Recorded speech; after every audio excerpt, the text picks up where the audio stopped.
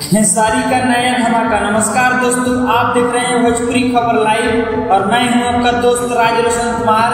आज की सबसे बड़ी और धमाकेदार खबर, खेसारी लाल यादव का बोलबम गाना सामने में जाता नहीं देवघर, सामने में जाता नहीं देवघर ऑफिशियल रिलीज हो गया है। जी हां, यह धमाकेदार गाना ग्लोबल म्यूजिक जंक्शन के यूट्यूब चैनल पर अभी जारी किया गया है। सामने में जाता नहीं देवघर बोलबम गाना का इंतजार दर्शक बेसब्री से कर रहे थे और यह अब रिलीज होकर यूट्यूब पर धूम मचा रहा है। गाने में खेसारी लाल यादव अपने चिर परिचित अंदाज में दिख रहे हैं, जो भोले बाबा के भक्तों के लिए खूब पसंद आने वाला है। सामने में जाता नहीं देवघर के बोल और संगीत दोनों ही इतने शानदार है कि तुरंत आपकी जुबान पर चढ़ जाएंगे। रिलीज होते ही यह गाना तेजी से व्यूज बटोर रहा है और उम्मीद है कि इस सावन का सबसे बड़ा हिट साबित होगा।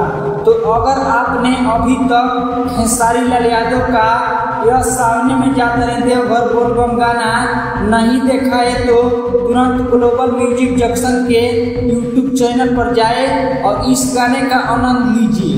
आपको यह गाना कैसा लगा हमें कमेंट बॉक्स में जरूर बताइए।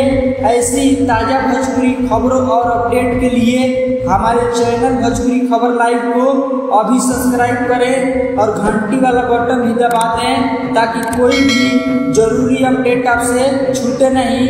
मिलते हैं अगली वीडियो में, तब तक के लिए जय भोजपुरी।